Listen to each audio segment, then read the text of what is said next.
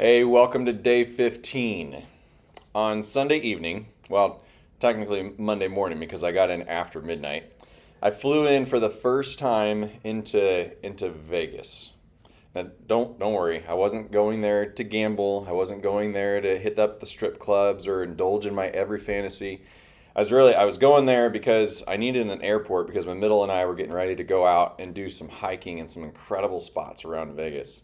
If I did go for those things, you want to know what I think in any way, and just from driving through the city, what I think I would have quickly found to be the biggest lie of Vegas. Now we hear that what happens in Vegas stays in Vegas, but that's a big lie because what happens in Vegas goes to Vegas with us in our hearts, and then it leaves Vegas with us still in our hearts. There's a reason that it has the nickname that it has, Sin City, because this sin is hidden in our heart when we go in, and it's still hidden in our hearts when we leave. In Sin City, life is all about indulging our pleasures. It's indulging the love of money. It's indulging the love of the flesh. It's indulging the love of the self. Its motto is don't hold back. Embrace every desire that you have. Here, sin doesn't hide in the shadows. It displays itself in the brightest of lights. It promises riches. It bears its body for all to see. It beckons from the street corner and it advertises itself from the side of buildings. It's that thing that's written about in Proverbs 5 and 7 and 9. We read that she leads to destruction. After all, how many lies have been told to hide the secrets of Sin City, to leave what happens in Vegas, right?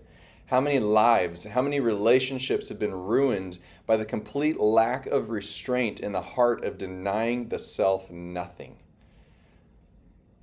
But it doesn't just happen in Vegas. This is just the extreme display of what can grow in our hearts if sin is left unchecked. St. Augustine of Hippo said, "It is sometimes necessary to check the delight of the flesh in respect to licit pleasures, like food, in order to keep it from yielding to illicit joys." Thomas à Kempis said, "Restrain from gluttony, and thou shalt." He said this a long time ago, so yes, it was thou and shalt. "Restrain from gluttony, and thou shalt the more easily restrain all the inclinations of the flesh." Thank you to Practicing the Way for pointing me in the direction of those quotes. We know indulging in every desire leads to a ruined life, and we know we don't have the willpower to stand against it. Which is why when we practice self-denial, we find strength to stand against sin because we lean into that power of the Spirit. So indulgence is a ruined life, and self-denial is a growth towards holiness. As a follower of Christ, which outcome do you desire? Today, I invite you to say a prayer throughout the course of your day.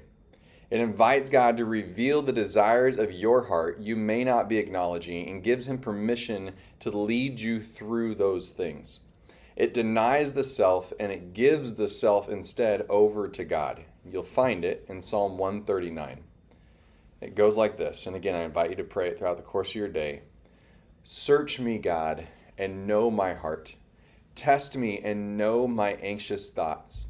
See if there is any offensive way in me, and lead me in the way everlasting." I'll see you tomorrow.